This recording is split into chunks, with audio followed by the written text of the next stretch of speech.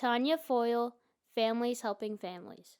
At Families Helping Families, because we are all caregivers or family members of someone with a disability, it's easy for us to support those that come in our center. I've known Tanja now for about 5 or 6 years and met Tanja as a parent of a son with autism that we served. And from that point forward, Tanja has been an amazing asset to us as a family here and our board of directors and the entire organization. Tanja has a servant's heart. She's been there. She's been that parent and wife and mother of a child with a disability and didn't know where to turn and felt alone just like everybody else. So I think it's when you have a journey like that and someone gives you a hand up, whether it be support, emotional support or otherwise, I think you're only prone to wanting to help others.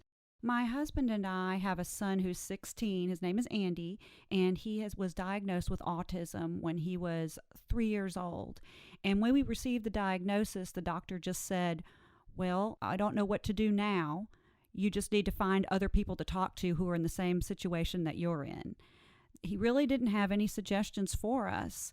When parents receive the diagnosis, whether it's of autism or some other disorder, you feel overwhelmed and you feel alone and you don't know what to do. I wish that when we had gotten the diagnosis of autism 10 years ago, that I had been able to come to Families Helping Families, that we had that resource at that point, because we were kind of lost when we got that diagnosis. When you receive a diagnosis of any type of disability, it's really a journey that your entire family takes together. If you aren't familiar with that, if you never had anyone in your family that's had a disability, you just don't know what to do next, and you really don't know what to expect. You don't know what the future holds. You don't know what next week's going to be like. You don't know what 10 years is going to be like.